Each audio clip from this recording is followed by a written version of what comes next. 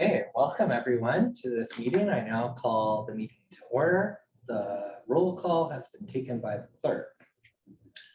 Just to remind everyone of our rules of procedure, the meeting is being held in a hybrid format in accordance with the electronic participation policy for virtual meetings.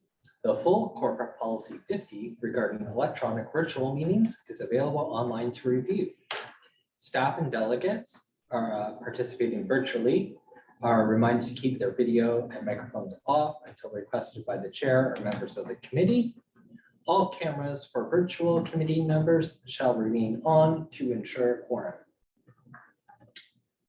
Members of the committee shall indicate they wish to speak by physically raising their hand.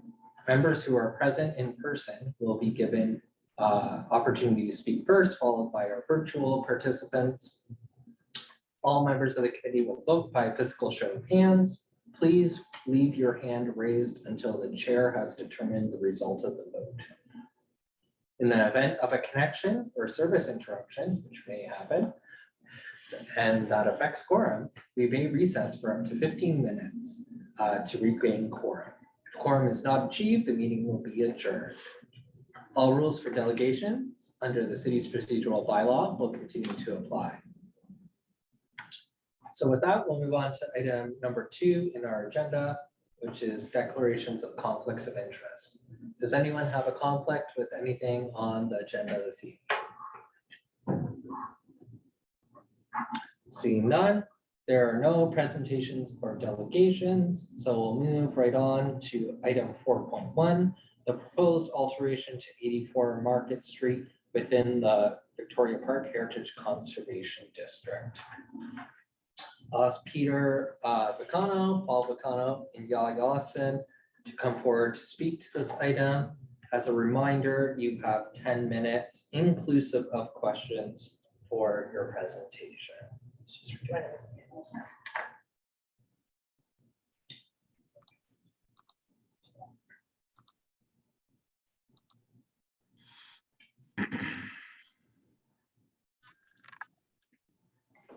Go ahead, Mr. Bacano, when you're ready.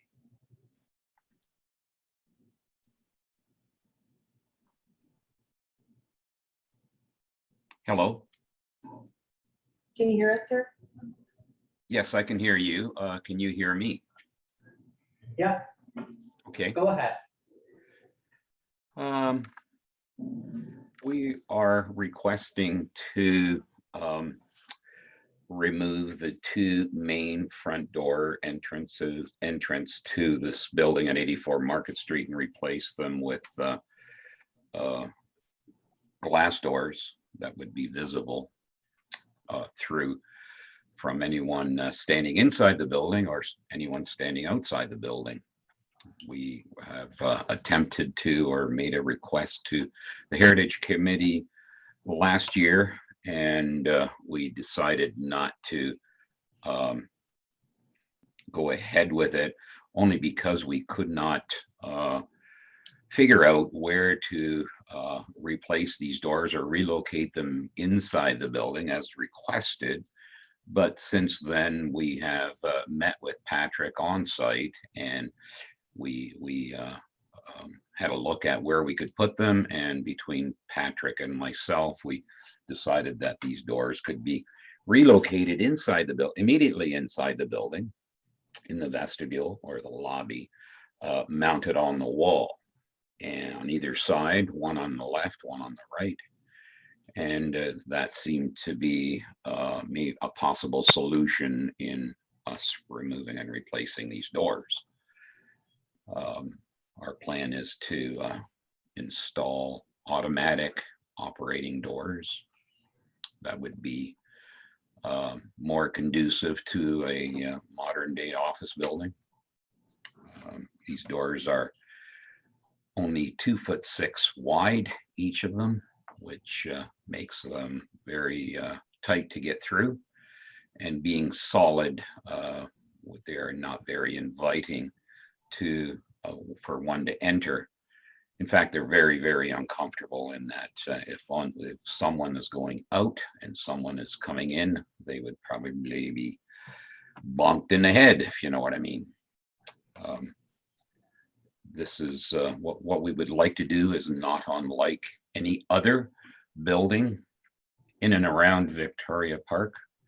And in fact, anywhere in and around downtown Brantford where, you know, you have a building of value as far as its heritage and architecture. And those doors have all been replaced with glass doors because that's just the way we live today.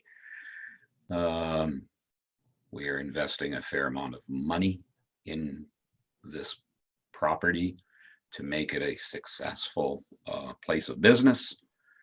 And we feel that the replacement of these doors is very important to its success, if everyone can understand that. And we submitted drawings indicating exactly what we would like to do, both with elevations and renderings of the doors placed on the wall inside the lobby. So that is all I have to say. Okay, thank you, Mr. Ricano. Any questions for our delegate? Mr. Councilor Sullivan? Yes, thank you, through you, Chair. Peter, I just wanted to actually commend you on working with staff to come to what seems to be a viable solution to this situation. It allows the historical nature of the doors to still be a part of the building. And like I said, I commend you for coming up with this. Okay, anything else for Mr. Ricano? Beth, go ahead. Not a question, but a few comments. I can appreciate the fact that these are cumbersome doors. However, they are a key character defining element of this building. And without them, you're losing a lot of the grandeur of the entrance of this building. And we've lost all of the other doors pretty much within Victoria Square. These are kind of the last remaining elements that have this presence. And it is possible, we were at a heritage meeting with other municipal committees last week, learning about mechanisms that can be used for these types of doors.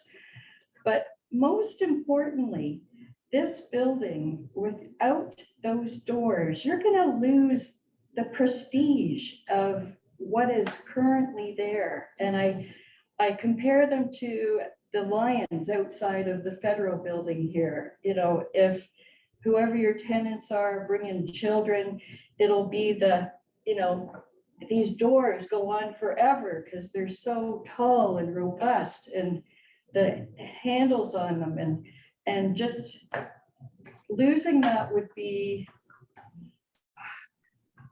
really difficult. And as the owner of the building, I would think you'd want to keep this very elaborate element that really reads beautifully on the streetscape with the two lampposts that are there.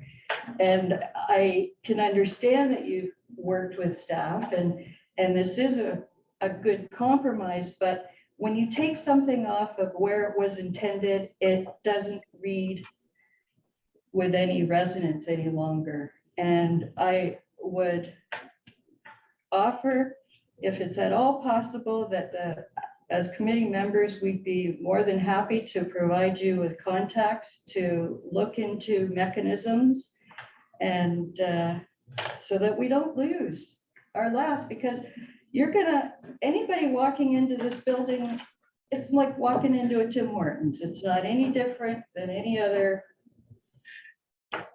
commercial building, and why lose something that's already established in there? So thanks for listening to me. Any comments on that, Mr. Ricano? Yes. What was just said doesn't make sense to me.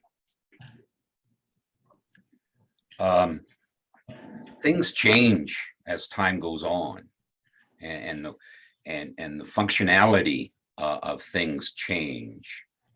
this was at one time the Foresters building, which, when it was originally built in 52, installing 10-foot high doors that are approximately 2.5 inches thick and only 2 foot 6 inches wide.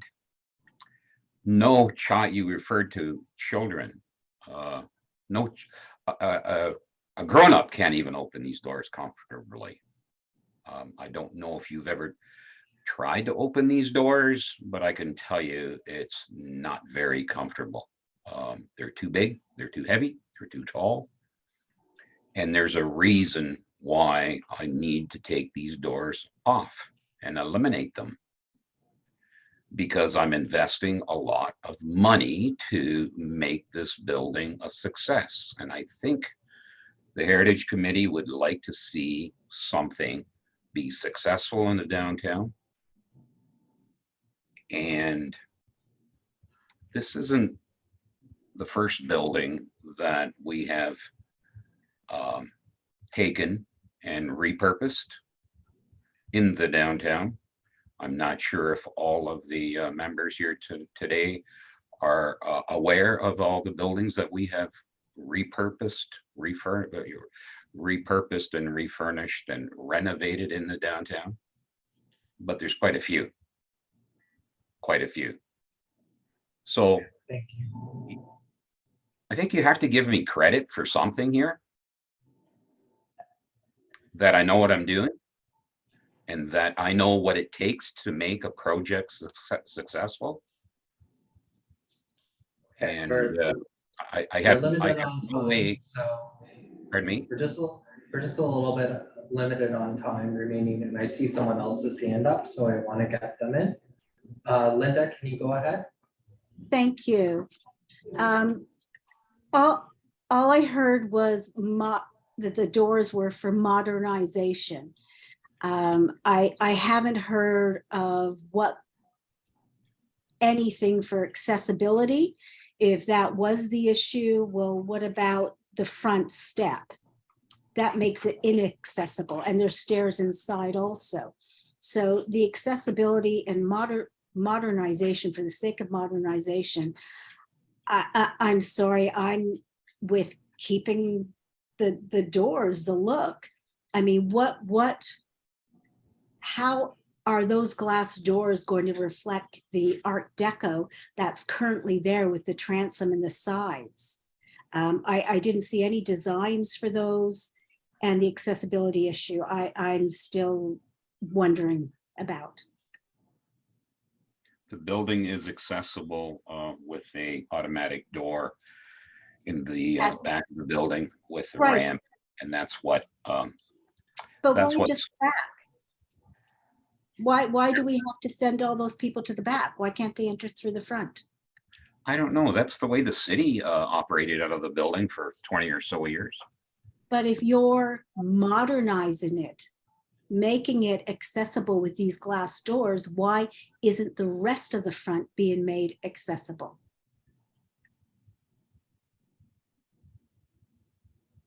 Because it would destroy the look of the building, that which I thought this committee is all about.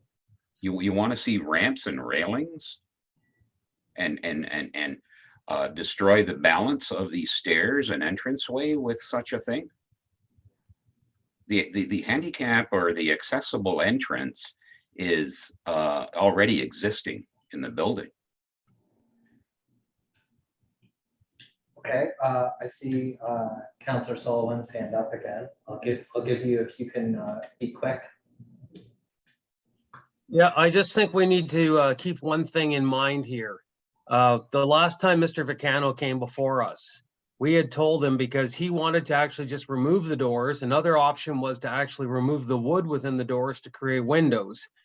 The problem here that we have with the building is the fact that you can't see in and out. And we let him leave with the impression that if he found a way to repurpose those doors into the building, that we would find a way to compromise with it. I feel that Mr. Vicano has done that with city help. And I think we as the Heritage Commission should honor what we said the last time we met with him. I have one quick question for Mr. Vacano, if I can. In terms of the interior, you mentioned about mounting them on the inside of the lobby. Is there going to be any signage about that, the fact that the doors were the original front doors to the building, the entrance, a picture showing the original entrance with those wooden doors on it to give people the context rather than just having seemingly random doors hanging on the inside of the lobby? Well, we can certainly agree to putting some sort of signage plaque on each door. And certainly with a photograph of the doors when they were in place at the front door. Thank you. No problem. So now we'll move on to our staff report. Patrick Busier, our long-range planner, is here to present and provide an overview of this item. We're just gonna get the presentation up. Thank you, Chair. Second here. I'll just the presentation to get on the screen. Only I had a third screen. There you go. Thank you, everyone. So this is the staff presentation for Heritage Permit HA 0323. Next slide, please.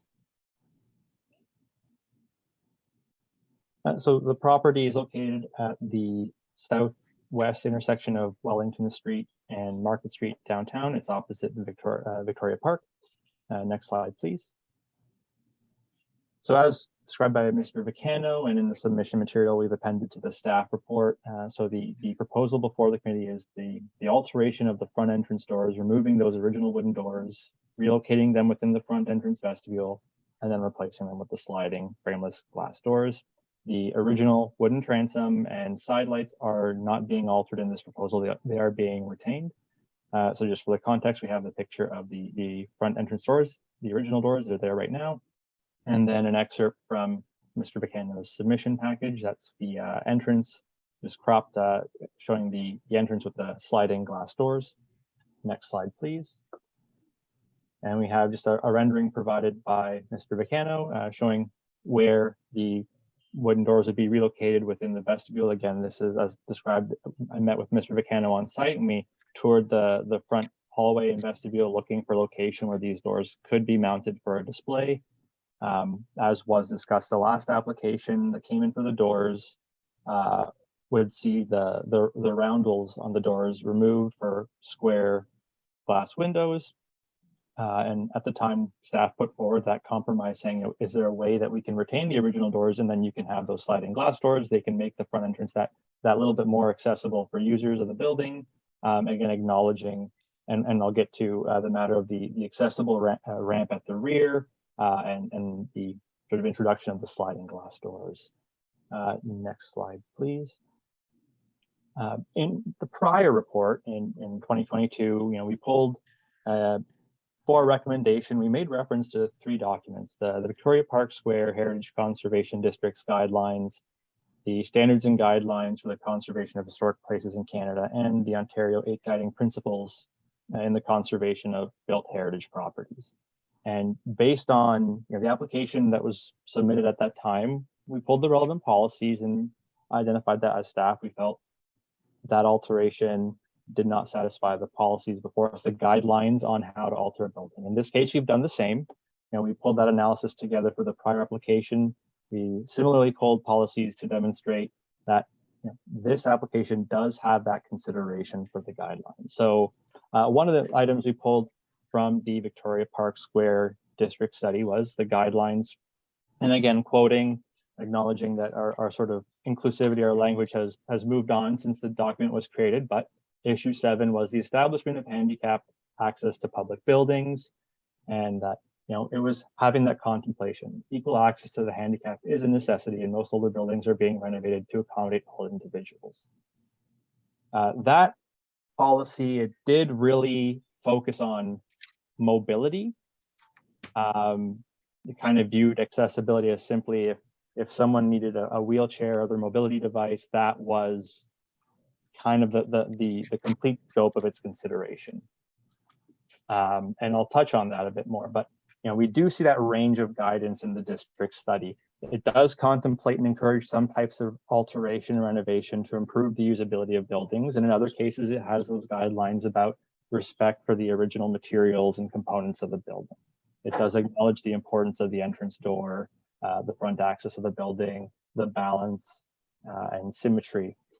It also talks about the architecture style of each building. In this case, the building is a modern design with a bit of a classical revival. With respect to the Parks Canada standards and guidelines, we see that, again, similarly, policies that encourage the conservation of the heritage value and looking for minimal intervention. But it does consider, character defining elements while being maintained. You can also create new additions to historic places. You can make new work, and that, as long as that work is physically and visually compatible with and distinguishable from the historic place, it is still acceptable to make those alterations. And it also has that contemplation for what if work is removable, if the changes, the alterations can be reversed. That level of policy guidance is also evident in the 8 guiding principles. Again, respect for that historic integrity and finishes and materials, but also reversibility. Could these renovations be reversed? So we considered that range of policy language in putting together the staff recommendation. Next slide, please. So we provide that policy rationale for committee's benefit. Members can see our justification of staff. So we considered 2 important things. Does this proposal conserve the heritage attributes of the building? Yes, it does. It does conserve the side lights, the transom windows in place in their original position and unaltered. The doors, it does make a concession for improving the usability of the front entrance, but the proposal before the committee now looks to conserve those doors right within the front entrance vestibule. This is not a proposal that would just remove them and see them lost. There's still going to be that link between the front entrance, people passing those doors every day as they would if the doors were in place. It is not a no change scenario, and we acknowledge that, but it is the closest possible way of respecting that original front entrance design, but improving the usability for 84 Market Street. Now, the other test is the proposal or the alteration compatible with and sympathetic to the design of the building.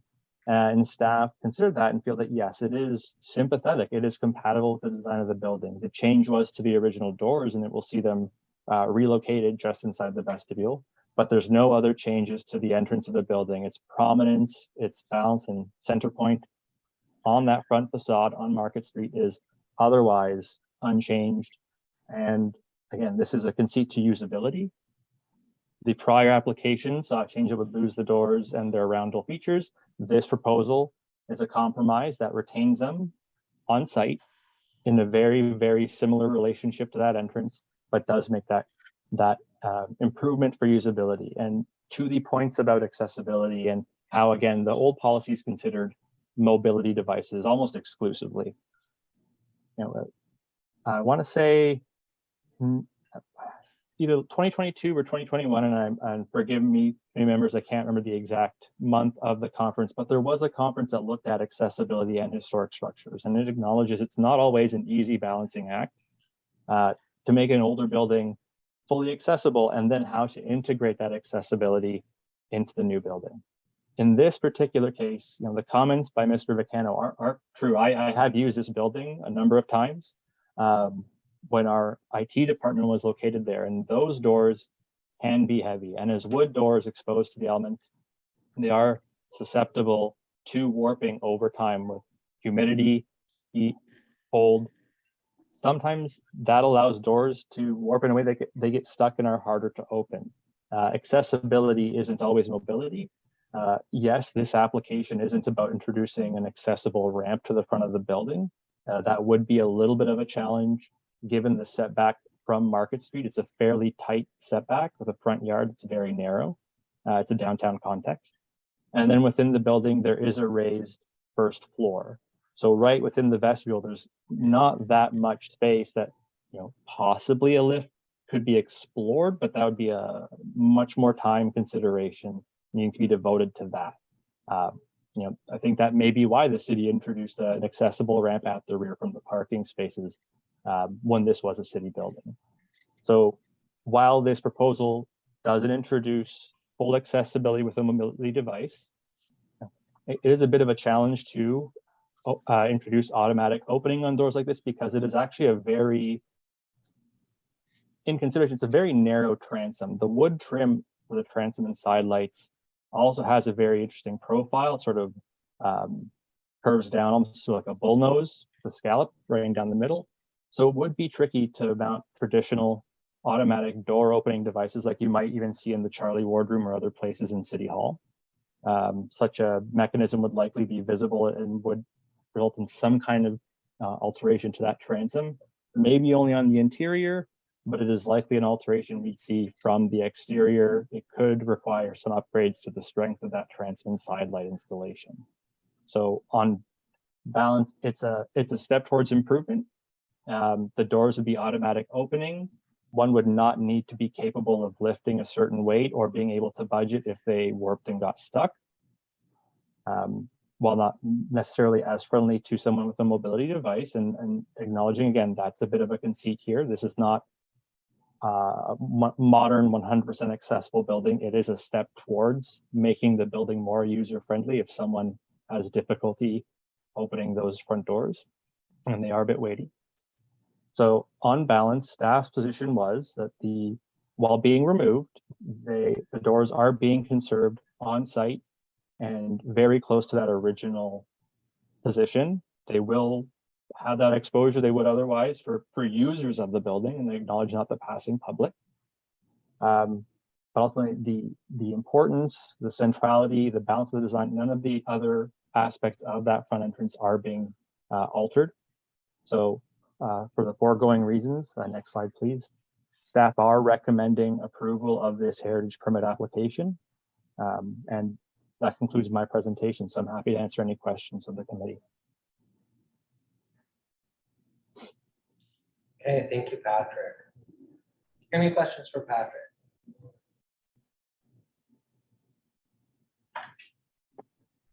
Linda, go ahead.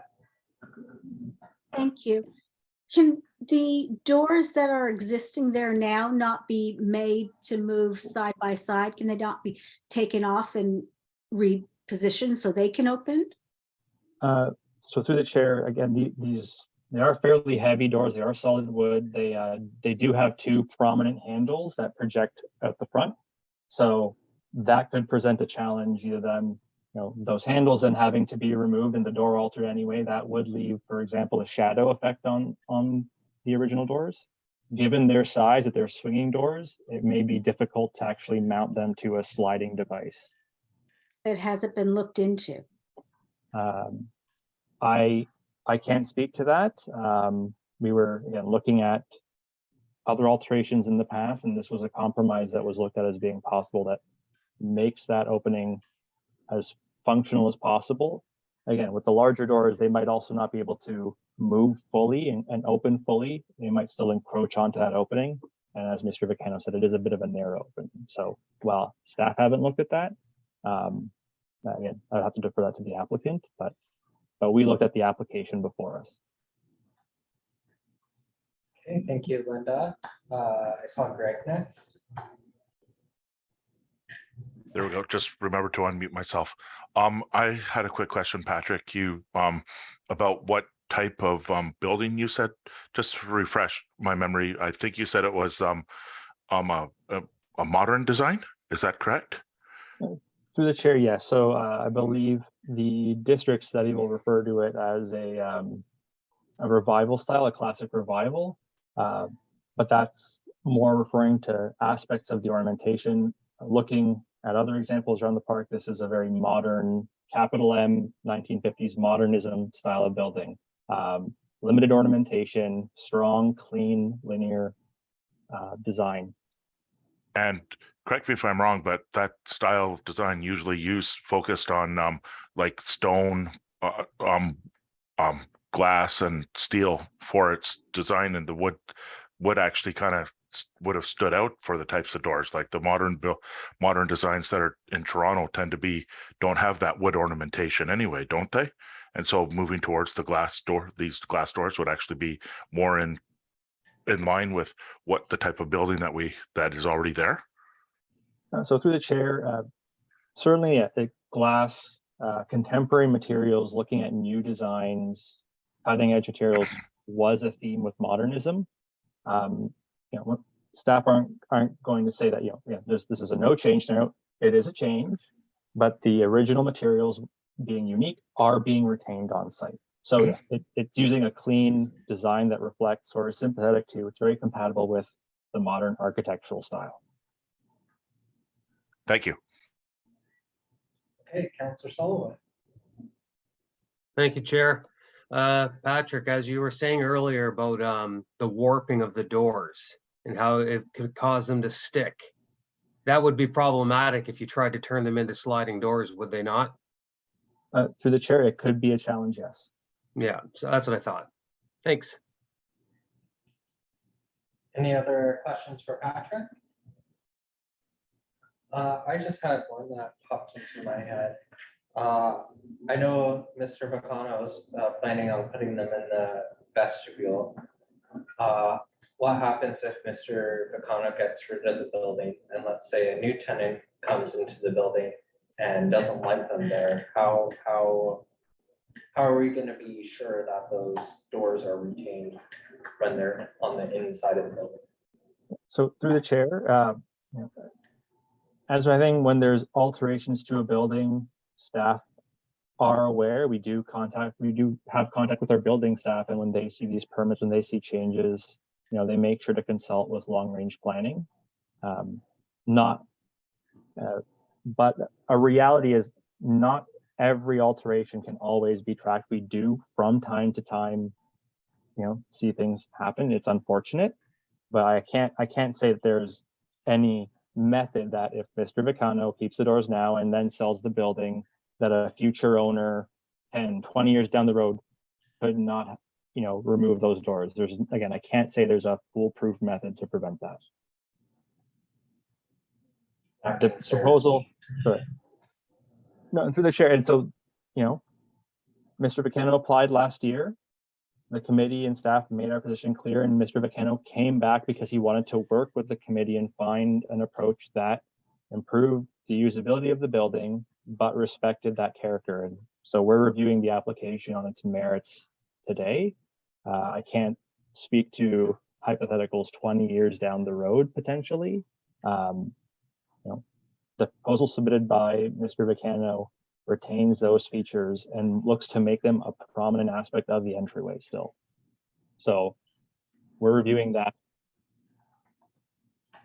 I'm just thinking, if a permit were to come forward, right, it wouldn't necessarily get flagged because it's not actually a door anymore.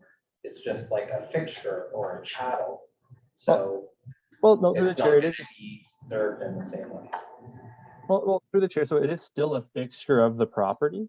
Any alterations to that entryway would be looked at through building permit review to see if there is an issue of building code compliance. Yes, the doors may not be flagged, but it would still be enough for staff to go, excuse me, new owner in the future, you are showing changes to that front vestibule.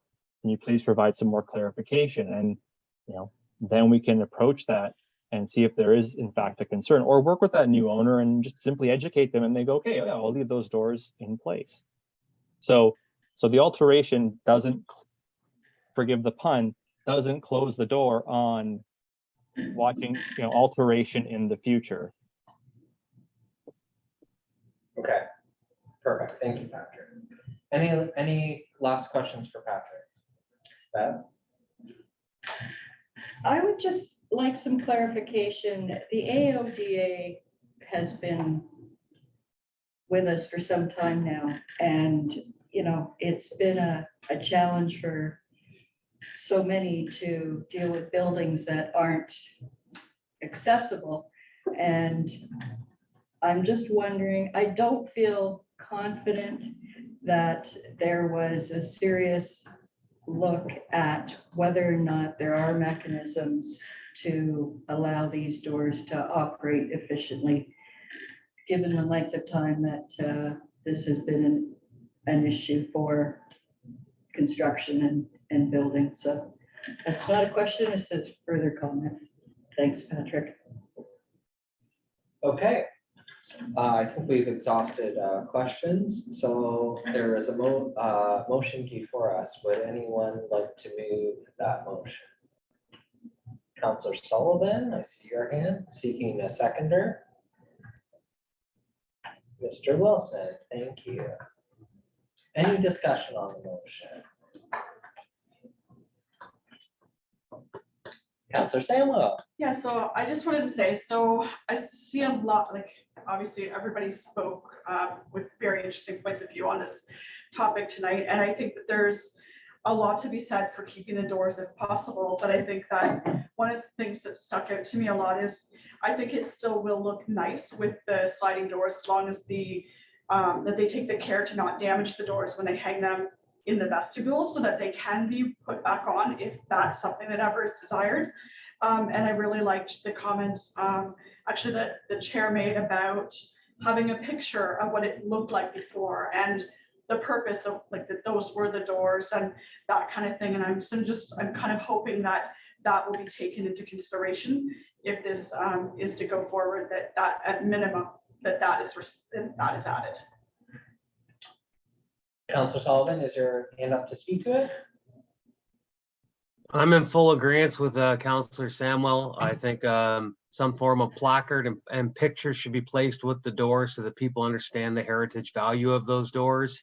At the same time, making access way visually safer going in and out of the building.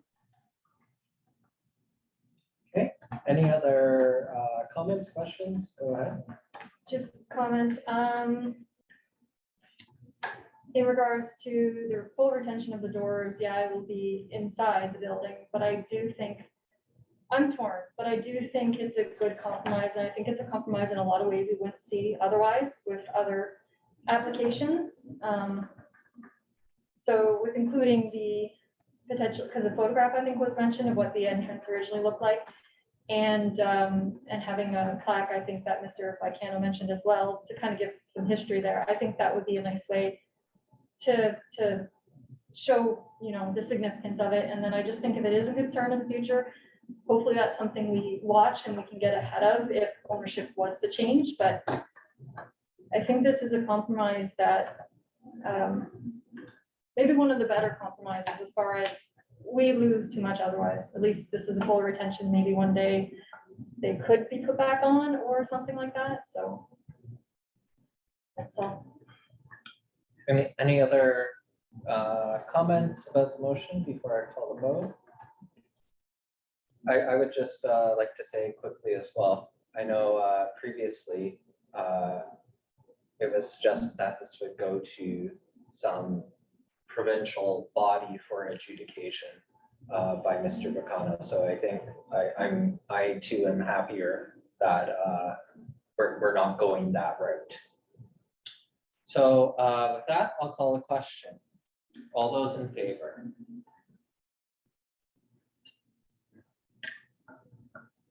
Great. I've seen double hands. 1, 2, 3, 4, 5. Great. Hands down then. All those opposed?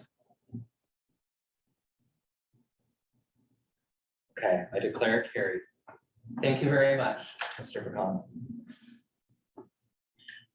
We'll now move on to consent items. So provided in your agenda was copies of the Brantford Heritage Committee minutes from our February meeting. Does anyone have any errors or omissions, corrections that need to be made? Anyone spot anything? If not, then I will seek a mover for the minutes. Councillor Samuel, seconder, Councillor Sullivan. Any discussion?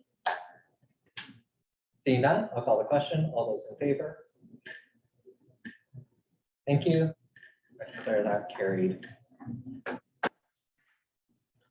There are no resolutions and no notices of motion. Before we do adjourn, I would like to request, we were supposed to have elections. And we forgot about that, so we're gonna do that in April. And something else for the agenda in April, we should do a discussion about our joint heritage committee meeting that we had last month. So some people can share, and hopefully Dan Brown is there, because Dan attended with us as well last time. So we can share some of the learnings that we had from that professional development, and hopefully the County of Brant will host that event next year. And then there's also, there's also the community heritage, or what's it called? CHO, Community Heritage Community Heritage Ontario. Ontario, that's what that was stands for. There's that conference as well that's coming up in June in London, Ontario. And that is something as well that we put into our budget every year. So because it's relatively local, I think we put $1,500 in our budget for that. So we should be able to send 2 people, maybe possibly 3 people to that conference in June. So we can have a discussion hopefully in April then as well about who we might want to send to that conference from the committee. Okay. So with that, I will entertain a motion to adjourn. Councillor Sullivan, thank you very much. Hope everyone has a great evening, and we'll see you next month.